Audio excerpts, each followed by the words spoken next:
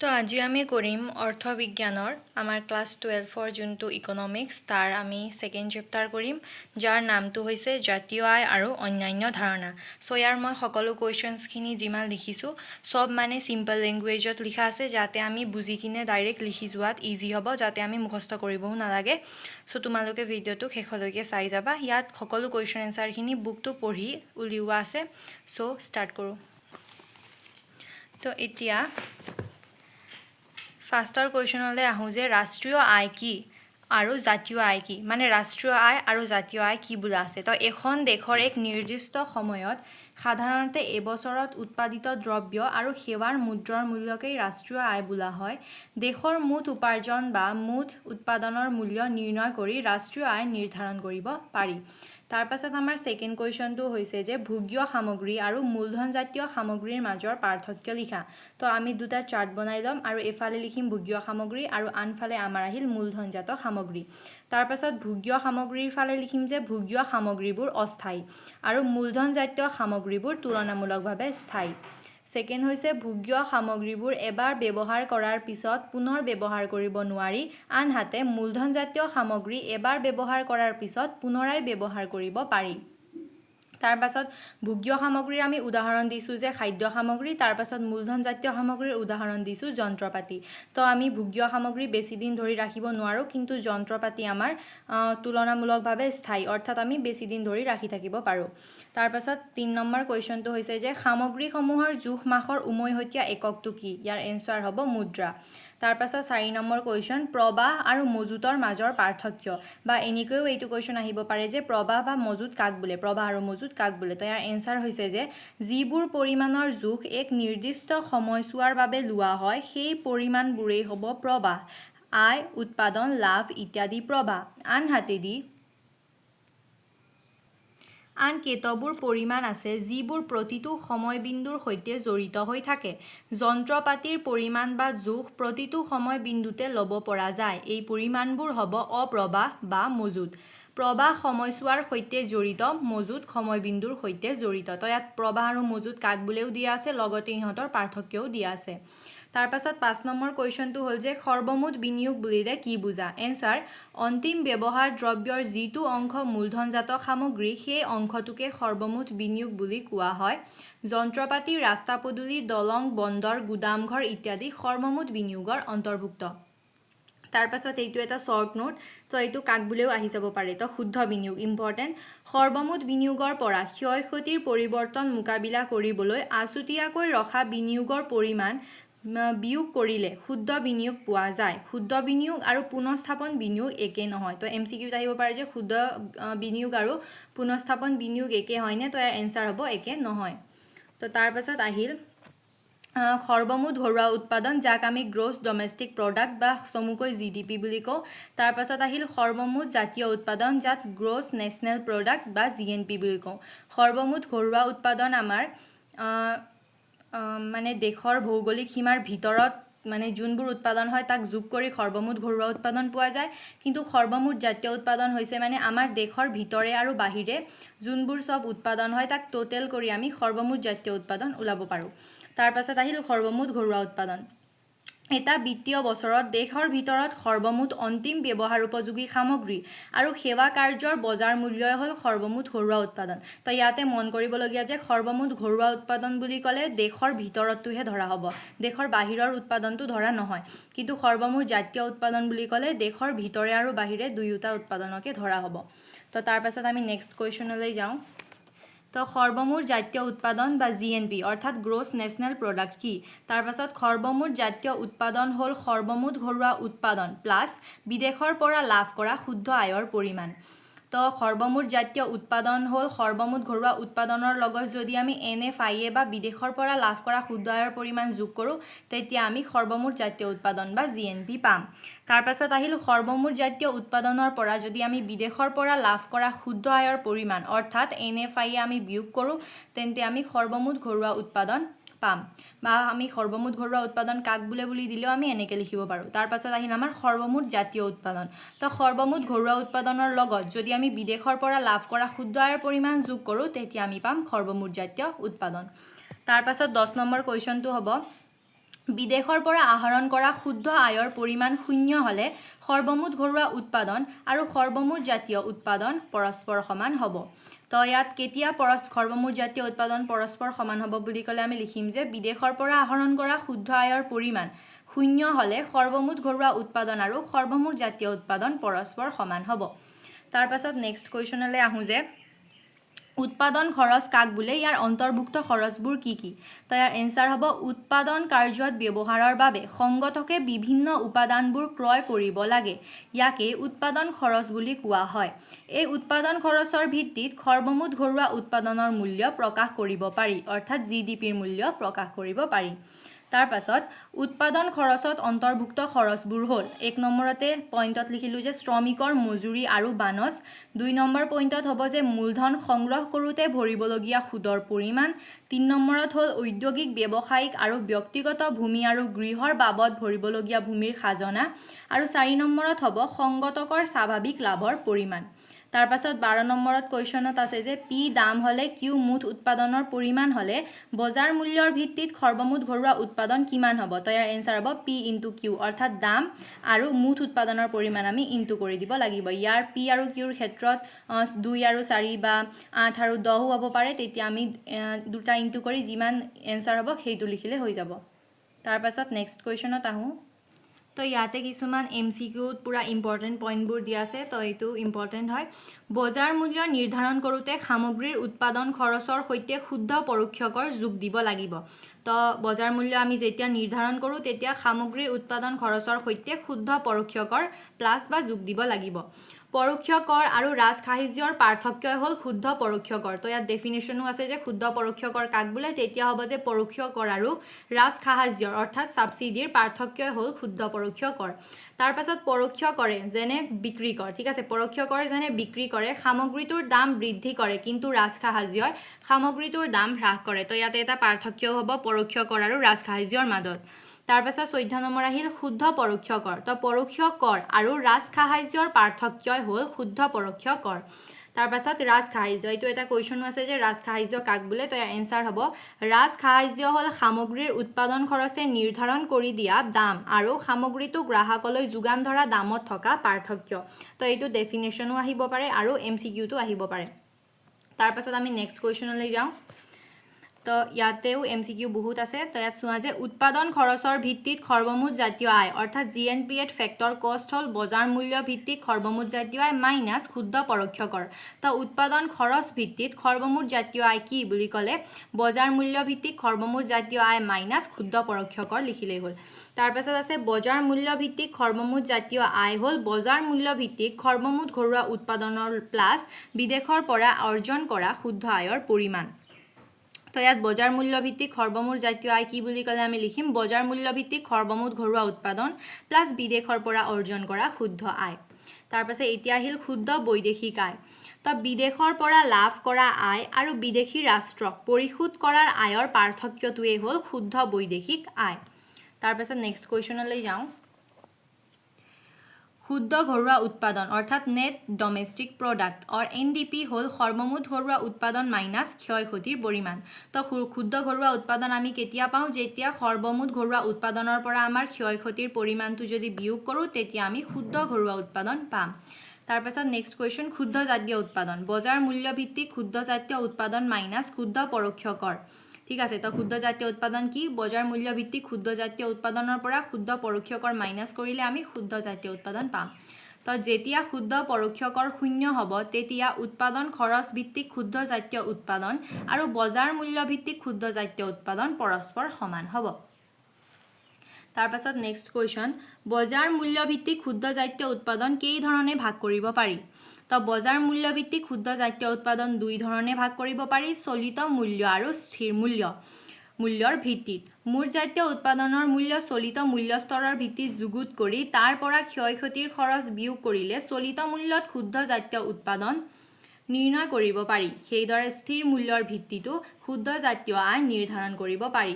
বজাৰত সামগ্ৰীসমূহৰ মূল্যৰ পৰিৱৰ্তন হয়, কেতিয়াবা এই মূল্য বাঢ়ে আৰু কেতিয়াবা হ্ৰাস হয়। তো ইয়াত শ্বৰ্ট নোটো লিখিব আহিব পাৰে বা এনেদৰে কাক বোলে আৰু কেইধৰণে ভাগ কৰিব পাৰি এনেকৈও আহিব পাৰে। চ' এইটো লিখিলে হৈ গ'ল। তাৰ পাছত আমি যাম নেক্সট কুৱেশ্যনত এইটো মোষ্ট ইম্পৰ্টেণ্ট কুৱেশ্যন তো মুঠ ঘৰুৱা সংকোচকটো লিখা স্থিৰ মূল্য ভিত্তিক শুদ্ধ জাতীয় আয় ইকুৱেলছ টু চলিত মূল্যৰ শুদ্ধ জাতীয় আয় বাই চলিত বছৰৰ সূচকাংক ইনটু ভিত্তি বছৰৰ সূচকাংক তাৰ পাছত আমি নেক্সট কুৱেশ্যন তো নেক্সট কুৱেশ্যন হ'ল আয়ৰ বৃত্তাকাৰ প্ৰবাহ কি তো ইয়াত পুৰা ইজিকে লিখা আছে তো এখন অৰ্থব্যৱস্থাত উৎপাদক খণ্ড আৰু গৃহস্থলী খণ্ডৰ মাজত আয় উৎপাদন আৰু ব্যয়ৰ অবিৰাম চলাচলক আয়ৰ বৃত্তাকাৰ প্ৰবাহ বোলে তো এনেকৈ লিখিলেও হৈ যাব কিতাপত অলপমান মানে বেলেগ লেংগুৱেজত আছে তো ইয়াতে মই ইজি লেংগুৱেজত লিখি দিছোঁ তো আৰু নেক্সট কুৱেশ্যন হ'ল জাতীয় আয় গণনাৰ পদ্ধতিসমূহ কি কি তাৰে যিকোনো এটা পদ্ধতি ব্যাখ্যা কৰে এইটো মোষ্ট ইম্পৰ্টেণ্ট কুৱেশ্যন তো জাতীয় আয় গণনাৰ পদ্ধতিসমূহ হ'ল মুঠ উৎপাদন বা মূল্য সংযোজিত পদ্ধতি ব্যয় পদ্ধতি আৰু আয় পদ্ধতি তাৰপাছত আমি আয় পদ্ধতি যোনটো এক্সামত আহি থাকে তাৰ বিষয়ে লিখিছোঁ আয় পদ্ধতি বা ইনকাম মেথড তো জাতীয় আয় গণনা কৰাৰ আয় পদ্ধতিত উৎপাদনৰ উপাদানসমূহৰ আয়ৰ পৰিমাণ যোগ কৰা হয় উৎপাদনৰ উপাদানবোৰ হ'ল ভূমি শ্ৰম মূলধন আৰু সংগঠক এই উৎপাদন কেইটা ক্ৰমে খাজনা মজুৰি সুদ আৰু লাভ আয় হিচাপে লাভ কৰে গতিকে জাতীয় আয় ইকুৱেলছ খাজনা প্লাছ মজুৰি প্লাছ সুদ প্লাছ লাভ আয় পদ্ধতি অনুসৰি আৰ্থিক ব্যৱস্থাটোত সকলো উৎপাদন প্ৰতিষ্ঠানে লাভ কৰা ৰাজহৰ পৰিমাণ উৎপাদনৰ চাৰিটা আহিলাৰ মাজত বিতৰণ কৰা হয় ভাৰতবৰ্ষৰ বিদ্যুৎ উৎপাদন গেছ আৰু পানী যোগান বেপাৰ হোটেল যোগাযোগ আৰু পৰিবহণ বেংক আদি ক্ষেত্ৰত আয় পদ্ধতি অৱলম্বন কৰি জাতীয় আয়ৰ হিচাপ লোৱা হয় তো ইমান লিখিলে আমাৰ হৈ যাব তাৰপাছত নেক্সট কুৱেশ্যন হ'ল তাৰপাছত মুঠ ঘৰুৱা উৎপাদনৰ পৰা মুঠ জাতীয় উৎপাদন কেনেকৈ নিৰ্ণয় কৰিব পাৰি answer GNP equals to GDP plus NFIA GNP মানে হৈছে gross national product equals to gross domestic product plus net factor income from abroad আৰু লিখাও আছে যে মুঠ ঘৰুৱা উৎপাদনৰ লগত যদি বিদেশৰ পৰা অৰ্জন কৰা শুদ্ধ আয় যোগ কৰা হয় তেতিয়া আমি পাম মুঠ জাতীয় উৎপাদন বা আমি মুঠ জাতীয় উৎপাদন নিৰ্ণয় কৰিব পাৰোঁ তাৰপাছত নেক্সট কুৱেশ্যন ব্যাখ্যা কৰা এইটো ইম্পৰ্টেণ্ট কুৱেশ্যন তো ইয়াতে দিয়া আছে যে C plus I plus G plus X minus M তো এইটো মানে কি হয় ই জাতীয় আয় গণনা কৰাৰ ব্যয় পদ্ধতিৰ সূত্ৰ ইয়াত C মানে হৈছে ব্যক্তিগত ভোগ ব্যয় বা উপভোগ ব্যয় I মানে হৈছে বিনিয়োগ ব্যয় G মানে হৈছে চৰকাৰী ব্যয় X মানে হৈছে ৰপ্তানিকৃত ব্যয় আৰু M মানে হৈছে আমদানিৰ বাবদ হোৱা ব্যয় তো এইটো আহি থাকে ব্যাখ্যা কৰিবলৈ তো তাৰপাছত নেক্সট কুৱেশ্যন উৎপাদনৰ চাৰিটা উপাদান কি কি সিহঁতৰ প্ৰত্যেকৰে পাৰিশ্ৰমিকৰ নাম লিখা তো ইফালে দিয়া আছে উৎপাদনৰ চাৰিটা উপাদান আৰু ইফালে দিয়া আছে সিহঁতৰ প্ৰত্যেকৰ পাৰিশ্ৰমিকৰ নাম তো ভূমিৰ হ'ব খাজনা শ্ৰমৰ মজুৰি মূলধনৰ সুদ আৰু সংগঠকৰ লাভ তো আমি এতিয়া নেক্সট কুৱেশ্যনত যাওঁ তো নেক্সট কুৱেশ্যনটো আছে মুঠ ঘৰুৱা উৎপাদনৰ সংকোচকটো কি তো মুঠ ঘৰুৱা উৎপাদনৰ সংকোচক অৰ্থাৎ GDP deflator equals to GDP nominal by real GDP into 100% মানে ইহঁত দুটাক 100%ৰে আমি ইনটু কৰি দিব লাগিব ইয়াত নমিনেল GDP মানে হৈছে মৌদ্ৰিক মুঠ ঘৰুৱা উৎপাদন আৰু ৰিয়েল GDP মানে হৈছে প্ৰকৃত মুঠ ঘৰুৱা উৎপাদন তাৰপাছত নেক্সট কুৱেশ্যন হ'ল ব্যক্তিগত ব্যয়যোগ্য আয় কি এইটো কুৱেশ্যনটো ইম্পৰ্টেণ্ট কুৱেশ্যন তো ইয়াৰ এনচাৰটো হ'ব ব্যক্তি বা উৎপাদন প্ৰতিষ্ঠান একোটাই অৰ্জন কৰা মুঠ আয়ৰ পৰা চৰকাৰক সুদাই দিয়া কৰৰ পৰিমাণ বিয়োগ কৰিলে ব্যক্তি বা প্ৰতিষ্ঠানৰ হাতত যি আয় ৰৈ যাব সেই আয়েই হ'ল ব্যৱহাৰ উপযোগী আয় বা ব্যক্তিগত ব্যয়যোগ্য আয় তো ব্যক্তিগত ব্যয়যোগ্য আয়ক ব্যৱহাৰ উপযোগী আয় বুলিও কোৱা হয় হা অৰ্থাৎ সেই পৰিমাণৰ আয় সা সামগ্ৰী কিনাত ব্যৱহৃত হ'ব তাৰপাছত নেক্সট কুৱেশ্যন এইটো ইম্পৰ্টেণ্ট কুৱেশ্যন যে চূড়ান্ত দ্ৰব্য বা ফাইনেল গুডছৰ সংজ্ঞা দিয়া তো যিটো সামগ্ৰীয়ে ইতিমধ্যে ইয়াৰ উৎপাদনৰ বিভিন্ন পৰ্যায় অতিক্ৰম কৰি আহিছে আৰু সামগ্ৰীটো ব্যৱহাৰৰ উপযোগী হৈছে সেই সামগ্ৰীটো হ'ল অন্তিম ব্যৱহাৰ উপযোগী বা চূড়ান্ত সামগ্ৰী তাৰপাছত আমি আহিলোঁ মধ্যৱৰ্তী সামগ্ৰীলৈ তো মধ্যৱৰ্তী সামগ্ৰী কাক বোলে বুলিও আহিব পাৰে বা এনেদৰে শ্বৰ্ট নোট লিখিবও আহিব পাৰে তো যিবোৰ দ্ৰব্য বা সামগ্ৰী চূড়ান্ত ভোগ কাৰ্যত ব্যৱহাৰ হোৱাৰ সলনি অন্য সামগ্ৰী উৎপাদন কৰিবলৈ ব্যৱহাৰ কৰা হয় তেনে সামগ্ৰীসমূহকে মধ্যৱৰ্তী সামগ্ৰী বোলা হয় উদাহৰণস্বৰূপে কপাহী কাপোৰ তো এটা মধ্যৱৰ্তী সামগ্ৰীৰ উদাহৰণ দিয়া বুলিও আহিব পাৰে তেতিয়া আমি কপাহী কাপোৰ লিখিব পাৰোঁ ঠিক আছে তো কপাহী কাপোৰ তৈয়াৰ কৰিবলৈ ব্যৱহাৰ হোৱা কপাহ হ'ল এবিধ মধ্যৱৰ্তী সামগ্ৰী তাৰপাছত নেক্সট কুৱেশ্যন আহিল যে দ্বৈত গণনাৰ সমস্যা কি এইটো মানে যোৱা বছৰবোৰো আহি থাকে মানে আগৰ বছৰবোৰো তো ইয়াতে দিয়া আছে যে জাতীয় আয়ত একেটা দ্ৰব্যৰে মূল্য একাধিকবাৰ গণনা হোৱাৰ সম্ভাৱনাটোকে দ্বৈত গণনাৰ সমস্যা বা ডাবল কাউণ্টিং প্ৰব্লেম বোলা হয় তাৰপাছত আহিল অৱক্ষয় তো অৱক্ষয় কাক বোলে মূলধন সম্পদ যেনে যন্ত্ৰপাতি বাহন ঘৰ আহিলা আদিৰ উৎপাদন কাৰ্য আৰু সময়ৰ অগ্ৰগতিৰ লগে লগে ক্ষয় ক্ষতি আৰু নষ্ট হয় তাৰ ফলত এনে সম্পদসমূহৰ মূল্য প্ৰতি বছৰে হ্ৰাস পায় এই হ্ৰাস পোৱা মূল্যৰ পৰিমাণকে অৱক্ষয় বোলা হয় উৎপাদন কাৰ্যৰ ফলত যন্ত্ৰপাতি কল কাৰখানা আদিত হোৱা ক্ষয় ক্ষতি ঠিক কৰি একে উৎপাদন ক্ষমতা অটুট ৰাখিবলৈ হ'লে দুই প্ৰকাৰৰ ব্যয় কৰিবলগীয়া হয় এক নম্বৰ হ'ব মেৰামতি ব্যয় আৰু ছেকেণ্ড হ'ব পুনৰ স্থাপনৰ ব্যয় এই দুই প্ৰকাৰৰ ব্যয় লগ লাগি অৱক্ষয়ৰ ব্যয় হয় তাৰপিছত আমি আহিলোঁ নেক্সট কুৱেশ্যনত ইয়াতে GDP আৰু GNPৰ মাজৰ পাৰ্থক্য দিয়া আছে তো ভিডিঅ'টো অলপ লং হৈছে কিন্তু ইয়াত মানে সকলোবোৰ কুৱেশ্যনছ আছে যোনবোৰ চেপ্টাৰৰ ভিতৰত আছে তো এইবোৰ কৰি গ'লে মানে চেপ্টাৰটো লাইন বাই লাইন নপঢ়িলেও হ'ব তো GDP ইফালে আৰু GNP ইফালে আমি এটা চাৰ্ট বনাই লৈছোঁ তো GDP হৈছে দেশ এখনৰ ভৌগোলিক চাৰিসীমাৰ ভিতৰত উৎপাদিত সেৱা আৰু চূড়ান্ত সামগ্ৰীৰ মুঠ বজাৰ মূল্য GNP হৈছে দেশখনৰ ভৌগোলিক চাৰিসীমাৰ ভিতৰৰ বাহিৰে দেশৰ নাগৰিকসকলে উৎপাদন কৰা সকলো চূড়ান্ত সামগ্ৰী আৰু সেৱাৰ মুঠ বজাৰ মূল্য GDP হৈছে ভৌগোলিক ধাৰণা আনহাতে GNP হৈছে জাতীয় ধাৰণা GDPয়ে বিদেশৰ পৰা অহা শুদ্ধ উৎপাদন আয় অন্তৰ্ভুক্ত নকৰে GNPয়ে বিদেশৰ পৰা অহা শুদ্ধ উৎপাদন আয় অন্তৰ্ভুক্ত কৰে তাৰপাছত আহিল মুঠ ৰাষ্ট্ৰীয় উৎপাদনৰ পৰা অৱক্ষয় বাদ দিলে বজাৰ দৰত শুদ্ধ ৰাষ্ট্ৰীয় উৎপাদন পোৱা যায় তো বজাৰ দৰত শুদ্ধ ৰাষ্ট্ৰীয় উৎপাদন কেতিয়া পোৱা যায় যেতিয়া আমি মুঠ ৰাষ্ট্ৰীয় উৎপাদনৰ পৰা অৱক্ষয়ৰ পৰিমাণ বাদ দিওঁ তাৰপাছত NNP ইকুৱেলছ টু অৰ্থাৎ ইয়াৰে দিয়া আছে যে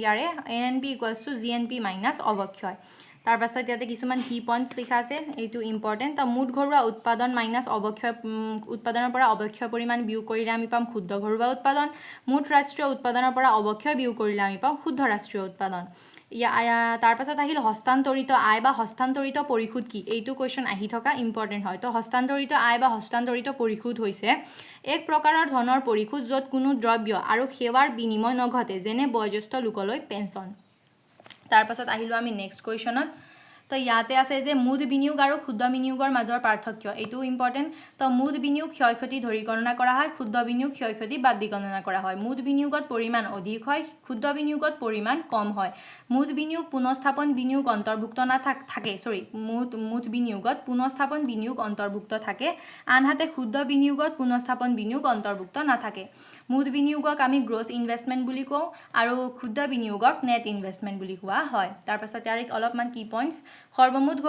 সৰ্বমুঠ বিনিয়োগ হৈছে শুদ্ধ বিনিয়োগ প্লাছ ক্ষয় ক্ষতি আৰু শুদ্ধ বিনিয়োগ হৈছে সৰ্বমুঠ বিনিয়োগ মাইনাছ ক্ষয় ক্ষতি তাৰপাছত আহিল মুদ্ৰাগত GDP বা জাতীয় আয় তো মুদ্ৰাগত GDP চলিত দৰৰ ভিত্তিত গণনা কৰা হয় দেশ এখনে কোনো বছৰ এটাত উৎপাদন কৰা সকলো চূড়ান্ত সেৱা আৰু সামগ্ৰীৰ চলিত বজাৰ মূল্যকে দেশখনৰ মুদ্ৰাগত GDP বা মুদ্ৰাগত জাতীয় আয় বোলে মুদ্ৰাগত GDP বা জাতীয় আয়ে দেশ এখনৰ প্ৰকৃত বিকাশক প্ৰতিফলন কৰিব নোৱাৰে কাৰণ সামগ্ৰী আৰু সেৱাৰ হ্ৰাস বৃদ্ধি ঘটি থাকে বাবে মুদ্ৰাগত GDP বা জাতীয় আয়ো কম বেছি হৈ থাকে তাৰপাছত আৰু এটা মানে এইটো মোষ্ট ইম্পৰ্টেণ্ট আৰু লং কুৱেশ্যন ইয়াতে মই মানে শ্বৰ্ট কৰি তাৰপাছত পইণ্ট ৱাইজত লিখিছোঁ যাতে আমাক বুজি পোৱাত আৰু লিখাত সুবিধা হয় তো ঘৰুৱা খণ্ড আৰু গৃহস্থলী খণ্ড বা ব্যৱসায় প্ৰতিষ্ঠান এই দ্বিখণ্ডযুক্ত এটা সৰল অৰ্থব্যৱস্থাত আয়ৰ সক্ৰিয় প্ৰভাৱ ব্যাখ্যা কৰা তো ঘৰুৱা খণ্ড আৰু ব্যৱসায় প্ৰতিষ্ঠান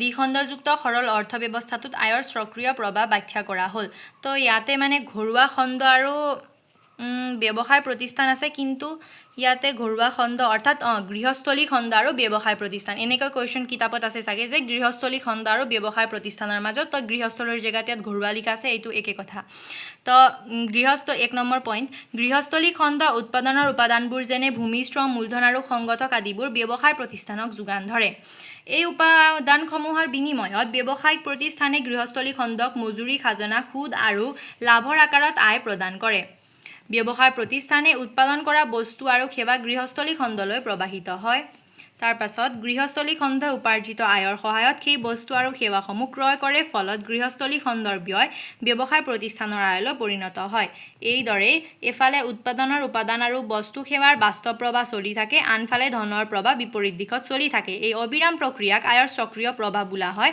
তলত সক্ৰিয় প্ৰবাহৰ চিত্ৰ অংকন কৰা হ'ল তো সক্ৰিয় প্ৰবাহৰ এইটো হৈছে চিত্ৰ য'ত আমি ব্যয় দ্ৰব্য আৰু সেৱা উৎপাদনৰ আয় আৰু উপাদানৰ সেৱা ইফালে লিখিম তাৰপাছত ইয়াত লিখিম ব্যৱসায় প্ৰতিষ্ঠান ইয়াত লিখিম পৰিয়াল ইয়াতে ক আৰু ইয়াতে খ আৰু ইয়াতে গ এনেকৈ নামকৰণো কৰিম ঠিক আছে তো এইটো হৈছে এনচাৰ ইয়াতে 5 নম্বৰ থাকে তো মই আৰু এবাৰ দেখাই দিছোঁ যদি লিখাত অসুবিধা হৈছে তো এইটো হৈছে ঘৰুৱা খণ্ড আৰু ব্যৱসায় প্ৰতিষ্ঠানৰ দ্বিখণ্ডযুক্ত অৰ্থব্যৱস্থাটোত আয়ৰ সক্ৰিয় প্ৰবাহ তো ইয়াতে 4টা পইণ্টছ দিয়া আছে আৰু লাষ্টত এইদৰে এফালে উৎপাদনৰ উপাদান আৰু বস্তু সেৱাৰ বাস্তৱ প্ৰবাহ চলি থাকে আনফালে ধনৰ প্ৰবাহ বিপৰীত দিশত চলি থাকে এই অবিৰাম প্ৰক্ৰিয়াক আয়ৰ সক্ৰিয় প্ৰবাহ বুলি কোৱা হয় তো এতিয়া আমি আহোঁ নেক্সট কুৱেশ্যনত তো জাতীয় আয় গণনাৰ পদ্ধতিত ইয়াতে মই অথনিয়ে কৈ দিছিলোঁ যে হ'লেও মই এবাৰ দেখাই দিছোঁ চাই ল'বা তাৰ পাছত ব্যয় পদ্ধতি হৈছে এইটো তাৰ পাছত আয় পদ্ধতিটো মই অথনিয়ে লিখি দিছিলোঁ হা আয় পদ্ধতিটো অথনিয়ে হ'ল আৰু দুটা ইয়াতে মই দি দিছোঁ তো তাৰ পাছত নেক্সট লাষ্ট কুৱেশ্যন এইটো মোষ্ট ইম্পৰ্টেণ্ট কুৱেশ্যন তো আয়ৰ সক্ৰিয় প্ৰবাহত উদ্ভৱ হোৱা যিকোনো দুটা সুৰঙাৰ বিষয় উল্লেখ কৰা তো 1 নম্বৰ যিকোনো বিনিময় প্ৰক্ৰিয়াত বিক্ৰেতাজনে একেটা পৰিমাণ লাভ কৰে যিটো ক্ৰেতা বা উপভোক্তাজনে খৰচ কৰে 2 নম্বৰ দ্ৰব্য আৰু সেৱা এটা দিশত প্ৰবাহিত হয় আৰু এই দ্ৰব্য আৰু সেৱাবিলাক লাভ কৰিবলৈ বিপৰীত দিশত মুদ্ৰাৰ পৰিশোধ প্ৰবাহিত হয় তো ইয়াতে মই সকলো কুৱেশ্যনছখিনি যোনটো আমাৰ চেপ্টাৰ আছে জাতীয় আয় আৰু অন্যান্য ধাৰণা ইয়াৰ সকলো কুৱেশ্যন এনচাৰখিনি দি দিছোঁ যদি ভিডিঅ'টো ভাল লাগে লাইক এটা কৰি দিবা তো ওকে আকৌ লগ পাম নেক্সট ভিডিঅ'ত তেতিয়ালৈকে বাই বাই